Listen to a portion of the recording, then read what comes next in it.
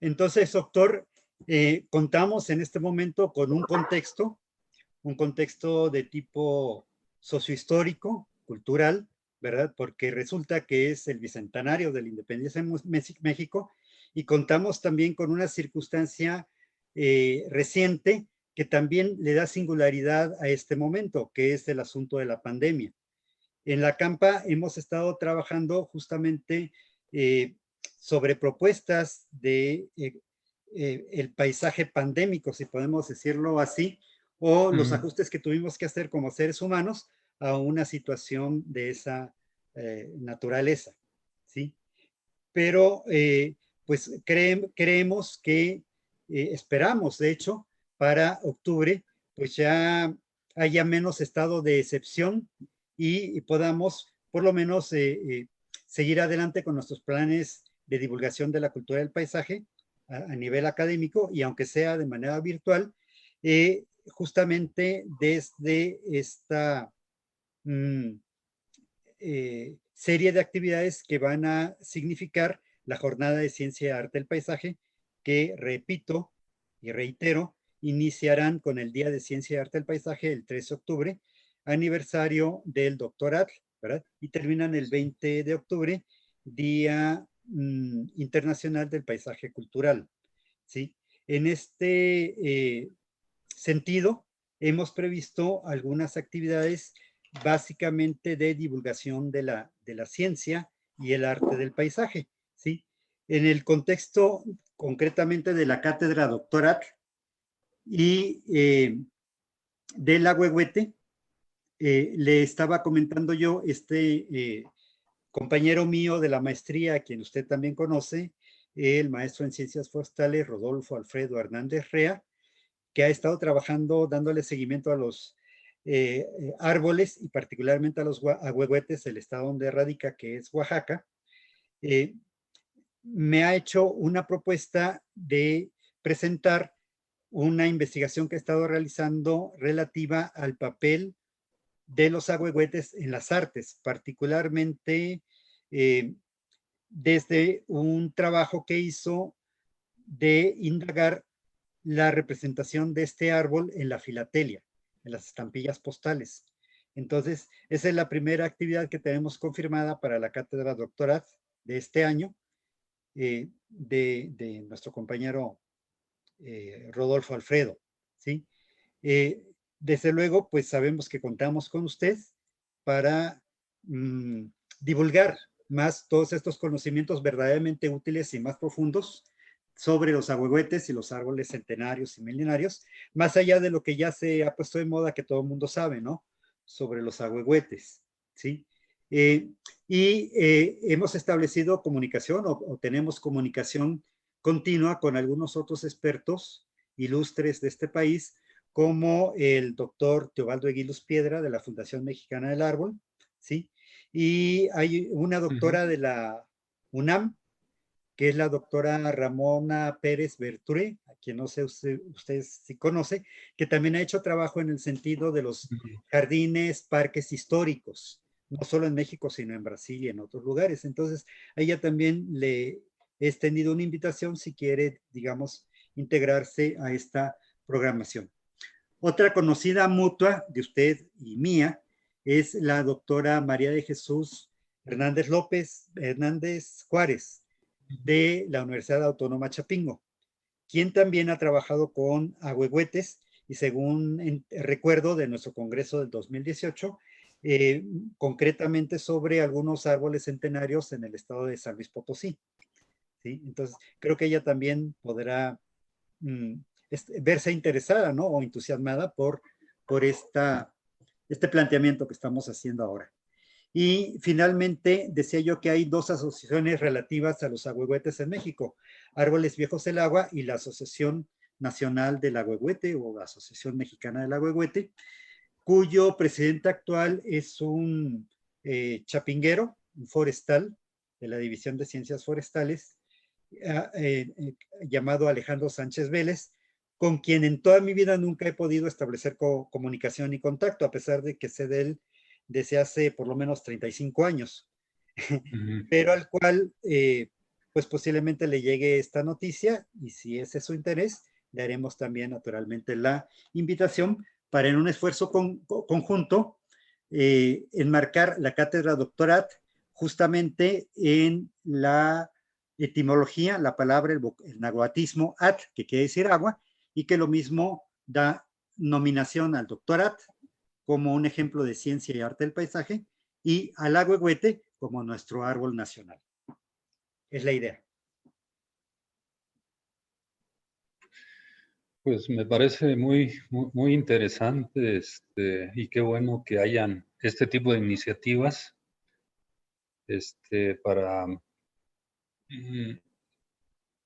pues conmemorar a personajes como el doctor Atl y que se conjugue con esta celebración del bicentenario de la independencia con el ahuehuete. Entonces, hay yo creo que hay mucha gente trabajando y que ha trabajado también desde hace tiempo en estos temas.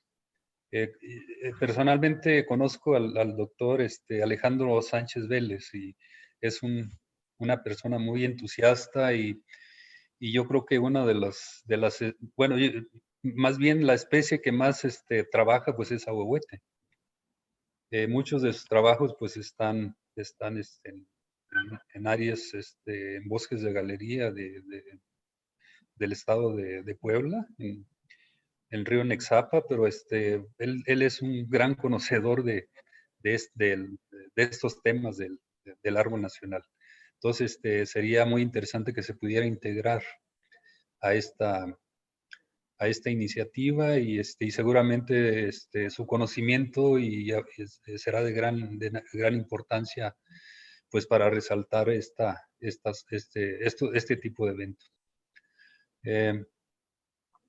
Pues hay muchas acciones que se pudieran emprender a la par para esta gran celebración. Entonces, yo, por ejemplo, estoy pensando, no hay una actualización, por ejemplo, de las áreas riparias con ahuehuete.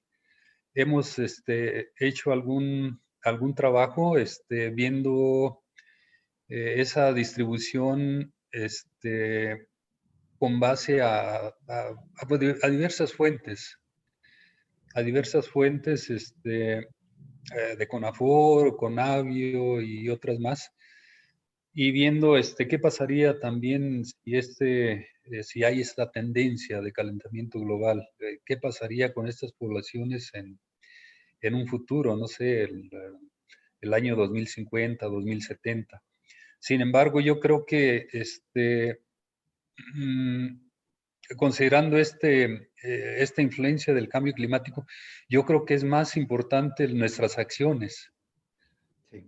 Nosotros podemos acelerar la desaparición de esta especie con todos los problemas de contaminación de los ríos, o bien hacer que estos ecosistemas pues permanezcan y que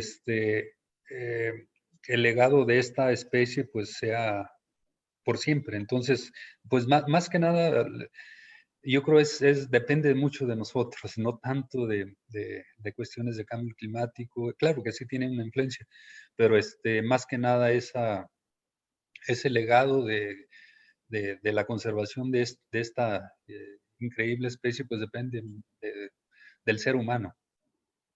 Entonces, pues hay muchas acciones que se pueden emprender. Y seguramente con la integración de más gente participando y con conocimiento en este tipo de estudios, pues habrá más aportaciones que contribuyan pues a entender más el comportamiento de esta especie de manera integral. O sea, porque no nada más es el ahuehuete, pues es toda la asociación de especies y es todo lo que representa en términos de biodiversidad y de servicios ecosistémicos a nuestra sociedad. Claro. Felizmente, la mayor parte de la gente creo que ya tiene noción del calentamiento global, el abatimiento de los mantos freáticos, de los servicios ecosistémicos, y me parece que uno de los más encarecidos o invaluables anhelos que tenemos en la Campa es desde la cultura del paisaje poder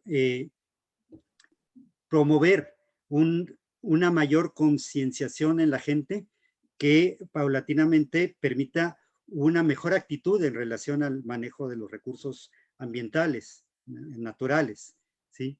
Le estaba recordando ahorita algo que le ocurrió a una compañera nuestra que hizo una investigación sobre el agua en el Departamento de Ciencias Ambientales de la Universidad de Guadalajara, donde yo trabajo.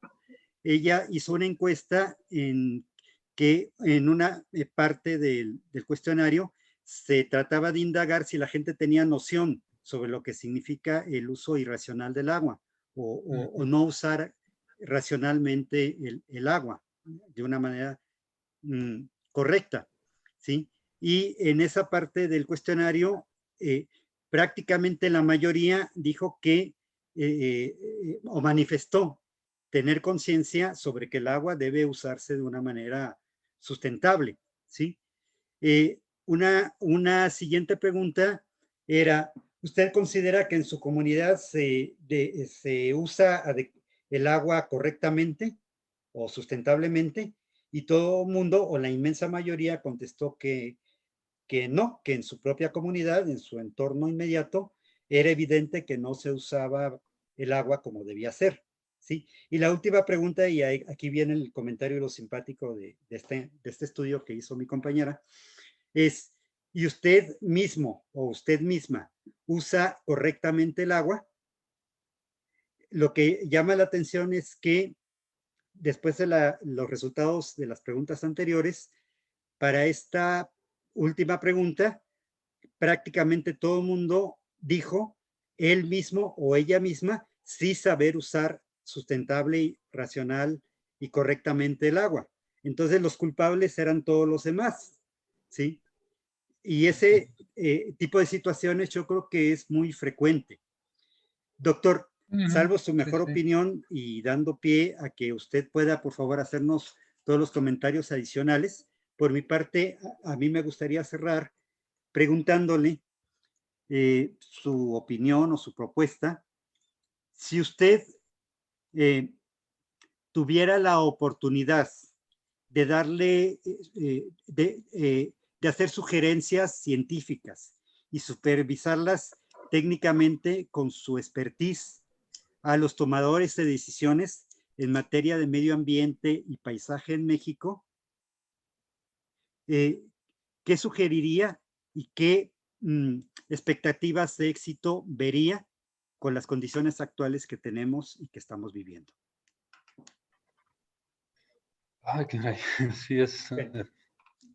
Me parece que usted me iba a decir algo, así que para que no se le vaya la idea y no perdamos el hilo, ¿qué le parece si antes de pasar a mi pregunta, que podría yo replantearle cuando usted termine, pues mejor nos hace el favor de comentarnos lo que yo no le permití decir por formularle la pregunta? Así que como usted iba a expresar una idea y un comentario, pues ¿qué le parece si vamos a eso y cerramos con la pregunta? Pero ya al final.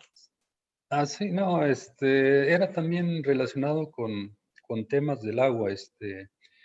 Aquí en donde estamos, pues es una zona muy árida y donde la población en general, pues depende del agua que se produce en la parte alta de la Sierra Madre Occidental. Y esa agua fluyó durante miles de años en el cauce del río Nazas y Aguanaval. Y entonces, pues ha habido pues a través de la construcción de presas y otros, un uso excesivo del agua, pues hay un abatimiento considerable y grandes problemas de disponibilidad hídrica, de disponibilidad de agua. Entonces hay algunas propuestas para subsanar un poco este problema. Pero recuerdo que en una consulta ciudadana se le preguntaba a los niños de dónde viene el agua y entonces ellos contestaban que de la llave. Entonces, pues desde ahí el desconocimiento. Entonces, si los niños los empezamos a pues educar en estos aspectos, pues seguramente serán tendremos más éxito en tratar de conservar estos recursos en un uso más sustentable de los mismos.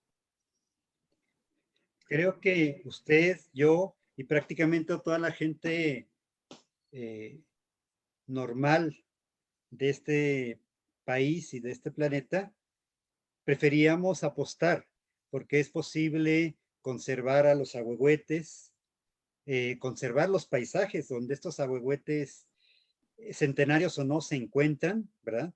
Y Ujú, devolverle al territorio su belleza como proveedor de recursos naturales y bienes ambientales tangibles e intangibles en general, ujú, ¿verdad?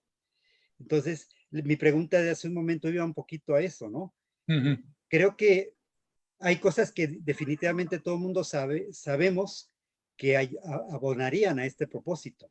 ujú. También creo que la mayoría sabemos que si todos contribuimos desde nuestra propia actitud ambiental, pues esto será factible independientemente del calentamiento global y cualquier otra cosa Ujú. que pueda ocurrir, ¿verdad?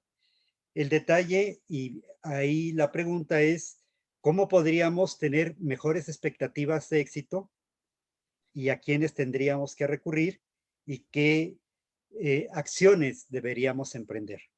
Sí, sí, pues definitivamente debe ser una integración, una colaboración,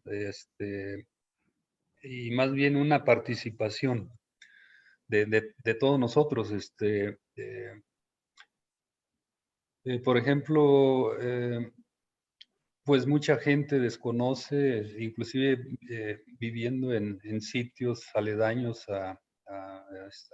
o dentro de los ecosistemas ribereños o de galería, bosques de galería, o sea, todos los beneficios. O sea, eh, no hay esa conciencia, pues, por ejemplo, en cuestiones de clima, o sea, cómo es diferente, por ejemplo, un microclima dentro de estas áreas o en bosques en general, en comparación a una parte desolada sin vegetación. O sea, ¿qué efecto tiene, por ejemplo, en la biodiversidad? ¿Qué efecto tiene en la captura de carbono para pues mantener o la provisión de oxígeno? Entonces, todos esos beneficios, pues a veces los desconoce, se desconocen o no se quieren ver. Entonces, yo creo que necesitamos primero educar, que haya un poquito más de educación en las personas en general y, y, y que la contribución que se hace a través de la ciencia y de otras acciones para conocer mejor el funcionamiento de estos ecosistemas, pues aterrice en acciones de conservación de estos ambientes. Entonces yo creo, y eso pues trae aparejado pues muchas otras cosas.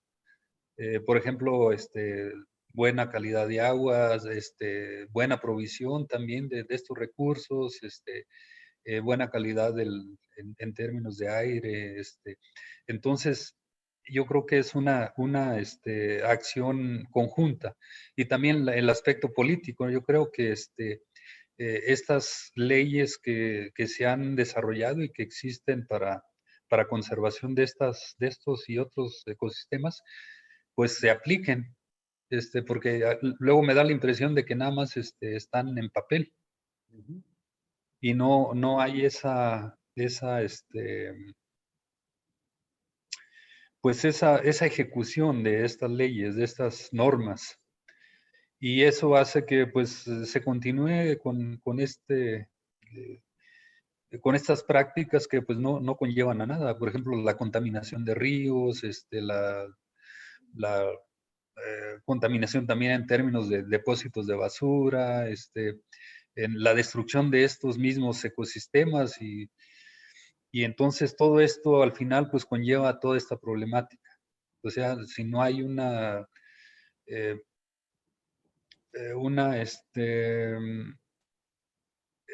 acciones coercitivas para que no se haga la destrucción o la contaminación de estas áreas, pues vamos a seguir igual. Y si no tenemos, si la misma gente que habita estos lugares pues no tiene conciencia de lo mismo, entonces pues se promueve una mayor destrucción.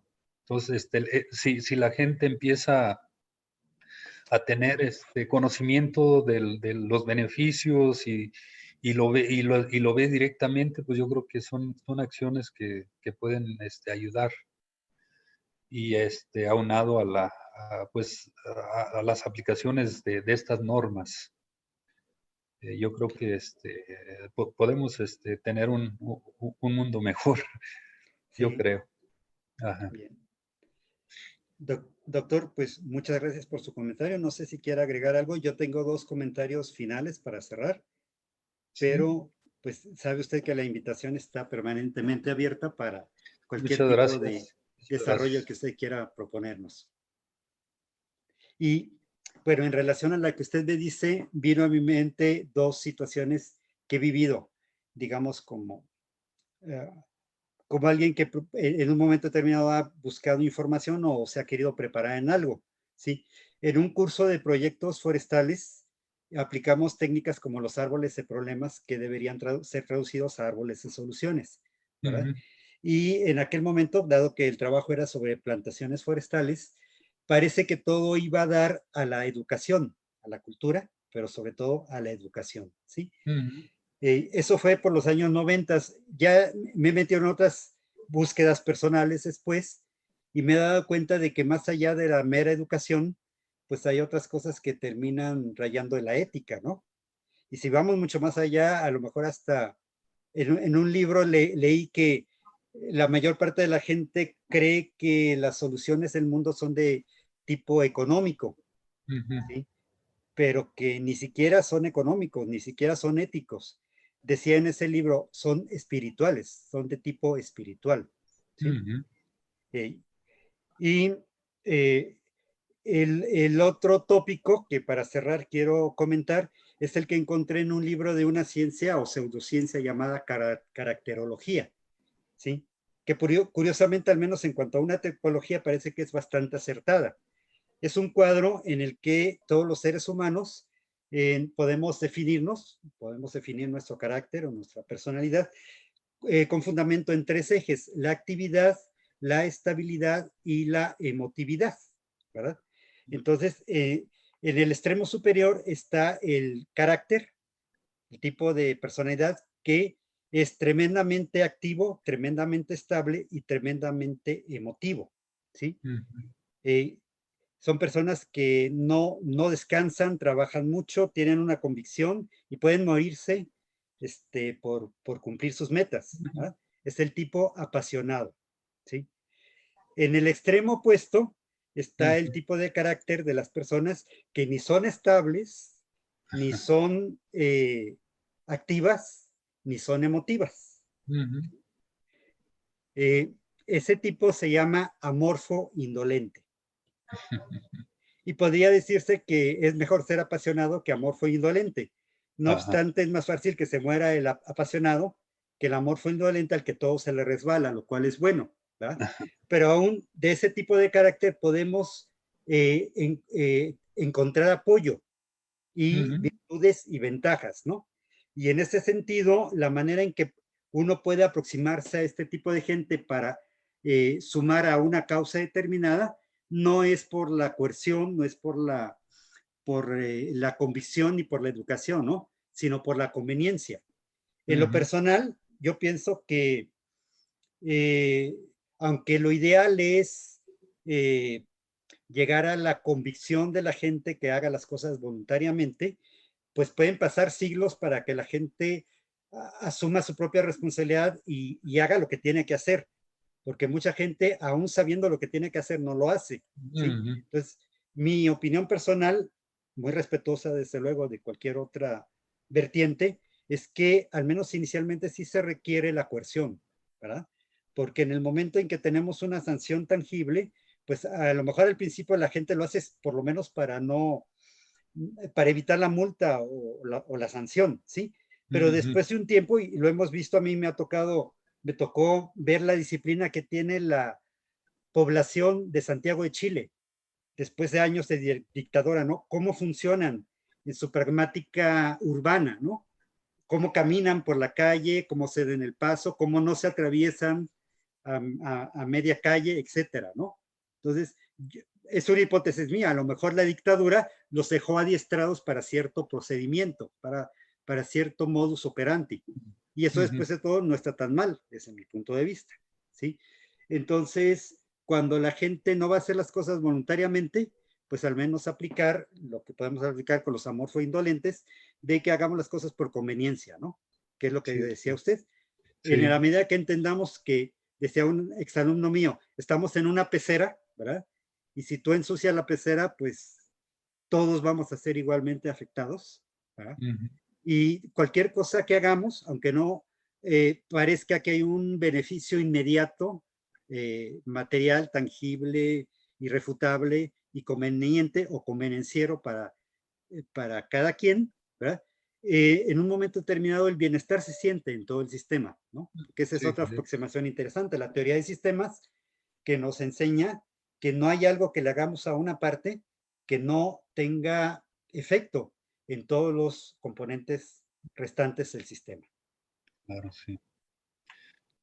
Completamente de acuerdo. Doctor, un placer. Muchísimas gracias por la No, conversación. no, al contrario. Eh, Siempre es un honor platicar con usted y bueno, muy grato poderlo saludar. Igualmente es un aprendizaje, yo también aprendo mucho, de sus amplios conocimientos en diversos, temas. Muy, muy interesante. Un Doctor, gran honor. bendiciones y hasta Sí, pronto. sí, hasta luego. Bonita tarde. Igualmente.